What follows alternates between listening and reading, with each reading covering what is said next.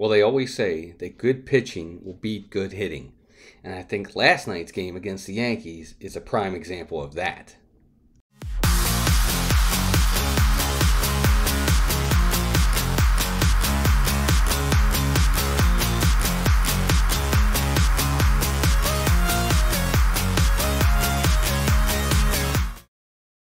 Hey everyone, welcome back into the Birdland Network where we talk all things Orioles and Major League Baseball, and we're back with another game-by-game analysis of the Orioles 2024 season.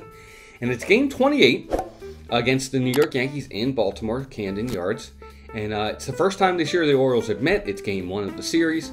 On the mound for the Orioles was Grayson Rodriguez, and for the Yankees was Clark Schmidt.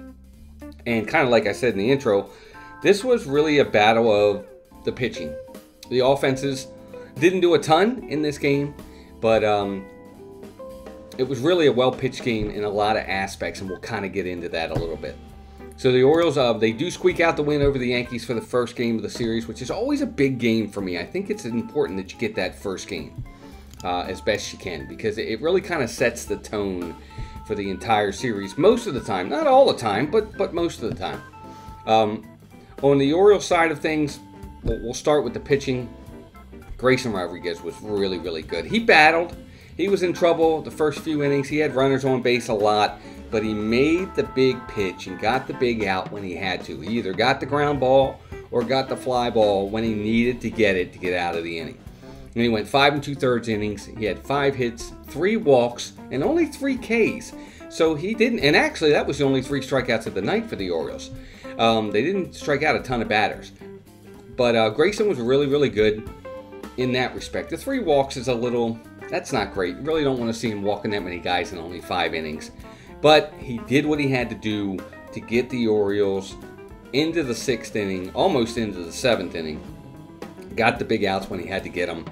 And he kept the Yankees off the board. And that's the most important thing. And the rest of the way after that, Cionel Perez, who's back from the injured list, he was activated for the game. Dylan Tate was optioned to AAA, which I'm not a big fan of that move, but either way, Cionel Perez got in the game. He pitched an inning, 1 hit, no runs. Yennier Cano came in an inning and a third, no hits, or 1 hit, no runs. And then Danny Colon finished it up in the 9th. A 1-2-3 inning for him, no hits, no runs. And it's a shutout for the Orioles. Pitching was really good today. Got to give them credit.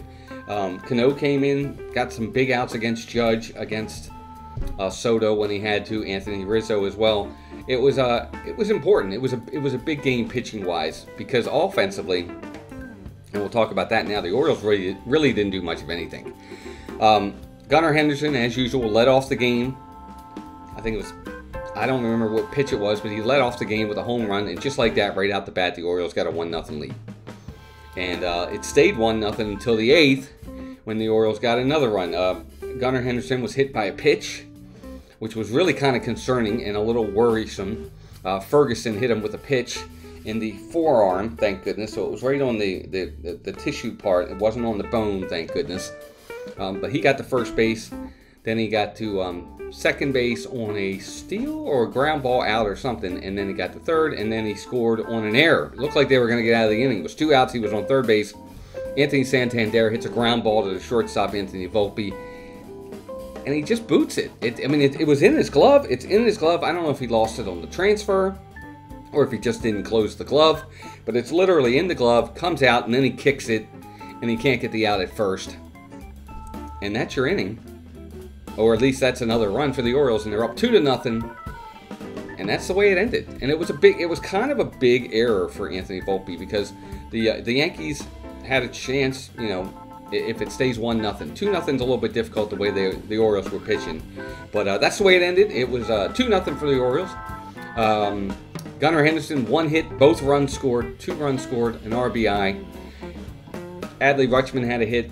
Ryan O'Hearn had a hit, and Jordan Westburg had a hit. The Orioles only mustered 4 hits all night long. 6 strikeouts. They walked 3 times. So offensively, not a good night. They kind of struggled against Clark Schmidt, who was really, really good.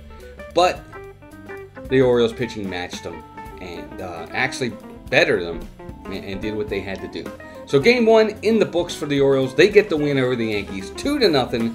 Again, big pitching performance for the Orioles. They shut the Yankees out through 9 innings, scatter 7 hits with 3 walks, and they get the win.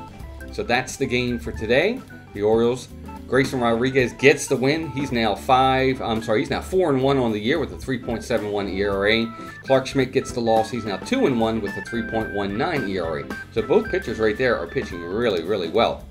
As for the Orioles today, what'll be game 2, on Tuesday, the Orioles will have Dean Kramer on the mound against Nestor Cortez. That game is at 6:30 tonight. But there you go, gang.